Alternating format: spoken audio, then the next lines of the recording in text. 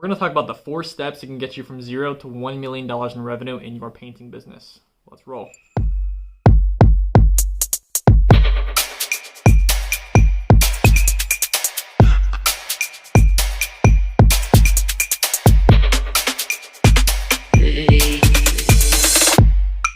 Hey, Brian Reese here. Today we're going to talk about the 4 steps that you can take to go from $0 to $1 million in revenue in your painting business.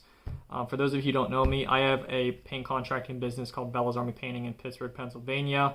I created this YouTube channel just to help painting business owners around the country just make more money and systemize their businesses. So I think the biggest thing to kind of like start off of whenever you're trying to like go from like point A to point B, especially at a scalable point, is to just have a plan. Okay, most people, you'd be surprised, like I talk to a lot of people, they just don't have a plan in place, or maybe they have an idea of what they want to do, but like specifically, like, they're not really clear on certain specifics and deliverables that actually do get you to that point. Here's what I mean. So like, how many painters does that look like going from like 0 to $1 million in revenue? Do you have to hire any sales reps? Do you have to have any project managers? Who's going to do your office back-end support on the administration side? How much of this are you doing as an owner? Like, what does your profitability look like? How much money do you want to make? All that stuff comes into play. Okay, so if you do the math and you reverse engineer it, like $1 million in revenue, let's just say like if I was starting from scratch again, from the ground, I would start off by kind of just like reverse engineering it and saying, okay, $1 million in revenue, what does it look like for my charge rate? What should I be pricing my stuff at? So let's just say you have a charge rate of $65 an hour plus your paint material. If the average painter works 2,000 hours in a year, which is the capacity, let's just say they work 1920 because, being off a couple weeks, that's about like $120,000 in labor plus markup. Adding in paint, let's just say each painter is about $130,000 per year. That number is going to fluctuate and vary, but let's just use that for this example. So 130K for the year per painter, that's about like a little over 8 painters for an entire year, assuming that they're actually efficient. So knowing that, I would say, okay, we have to have at least 9 people full-time from January to December. If you're anticipating like just like inefficiencies or like learning curves with training and stuff like that, or going over budget, kind of like losing your ass on one job or 2 jobs, maybe that looks like 10 to 11 painters just to play it safe. So if you do that, like maybe that looks like 1 sales rep and 1 project manager to help you kind of like manage and sell everything. Maybe use an owner, you're the one doing all the sales, and you just hire a project manager. So all of that can come into play, and like the decisions really dependent on kind of like what you're stronger at. I was stronger at the sales portion, so like we hired out for project management first. I know other people who have done it the complete opposite way. At the admin stuff, usually like at a smaller scale, you don't have enough cash flow to hire out for a lot of that. So I would say like it's a combination of kind of just like picking and choosing which admin task you would outsource and all that stuff too. But again, if you don't have a plan, if you don't realize, hey, maybe you have to have 10 to 11 painters and expect there to be some inefficiencies, things like that, like it's really tough to hit that mark if you don't have anyone to manage the work for you, if you're like running around putting out fires and you're the one doing all the work. So the biggest thing that I've seen from a lot of people is like they would kind of stretch themselves too thin, feel like they have to do this, have to do that, and they find themselves doing like tasks like printing out papers in the office whenever they could be out like selling work or like focusing on recruiting and stuff like that. So having a plan is the number one priority. Once you have the plan in place, it comes from experience saying this, like going from like 0 to like 700,000 revenue, for example, there's really only 2 things that matter whenever you're doing that, because like cash flow is almost non-existent. So it's really just sales and recruiting. So if you focus on nothing else aside from just like actually selling the jobs and just like having them managed, or finding people to like produce the work and just looking for on like recruiting an A team,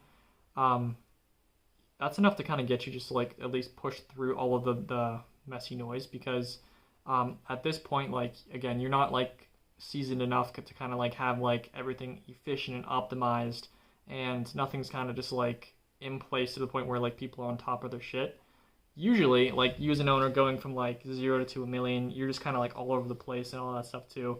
And you're like doing the 7 or 8 different full-time jobs, and you're not really doing any of them, maybe one or two, but like you're really not doing any of them, 100%.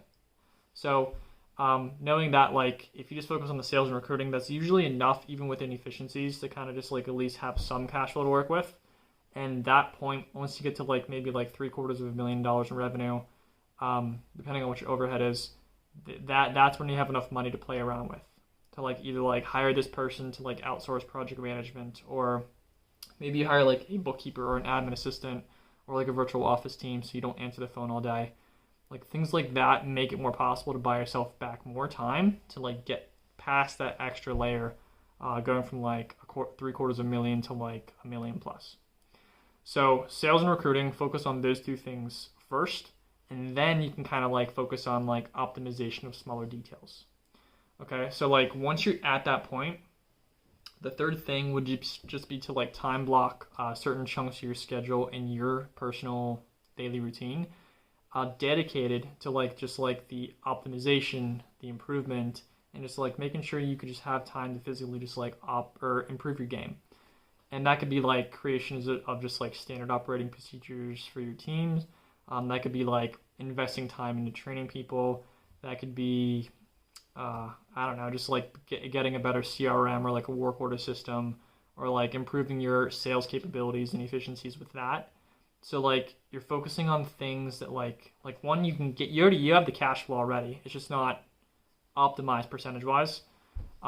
So like now you're focusing on kind of just like making sure you're more efficient and making more money, and you're, improving. So I would say just like your third thing, control the messiness, because like it is kind of like a messy shit show at a certain point whenever you're really, really small. So if you just physically time block time for yourself to do that, that's the only way it ever gets done, or else you're getting pulled in this direction and that direction, and like you're never really getting anything done. And that's kind of like how you go in the rat race, hamster wheel, of just feeling like you're always kind of busy, but you're not really getting much done. We've all been there. But the last thing is just to kind of like get better working with people in general. So like the one thing that I kind of just like really figured out over the past couple of years, that's like the critical thing if you want to like have something like really great, if you want to like be able to provide for your people more, is to just get good at dealing with people. So that's communicating with people, that's getting better at holding people accountable, that's getting better at just like making sure you're super specific with who you're inviting on your team, making sure that they're meshing with culture pretty well, and like all of that like really small stuff that like you never really have time for at an early age in your company. That's the stuff that like, you probably should be focusing on an early stage in your company growth, even though it's kind of like tough to justify that because it's not generating cash flow short term. But like, yeah, just if you're not good with communicating with people, that comes back later on to bite you in the ass like you wouldn't believe. Because we've been at certain points where like we've had like 7 or 8 operational team members on staff, and if culture wasn't great, and if they didn't like kind of cohesively mesh well, or if they weren't following the same process the majority of the time, like every time we add somebody new in, they would pick up bad habits, they would be doing things differently. There wasn't anything for us to like just hold people accountable for in terms of like a standard operating procedure, like a system or a process, or even data points.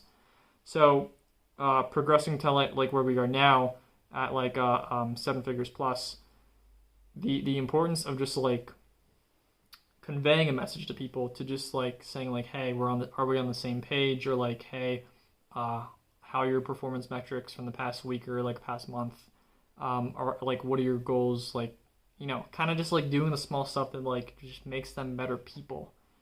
That is what makes you money. And like I tell you what, like once you get to a certain point where you have a team of 10 individuals or more, and like they're on the same page, they mesh well, everybody enjoys talking with each other, people are producing, and they're being efficient, they're kind of just like finding more intrinsic motivations to kind of just like be more bought into your vision, your company. That alone is what propels you past the 7-figure mark. And honestly, that's what makes it easier at the end of the day, because that's kind of like all that really matters. Like you're building a business to have a system of people, or a team of people, carry out the system that you have to provide a service. So there you have it, guys.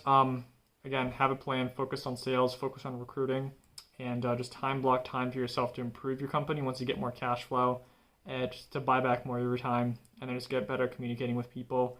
Those things should propel you from 0 to $1 million in revenue, and even honestly, a lot further than that. So thanks for taking the time to watch us. Appreciate that. I'll catch you in the next video.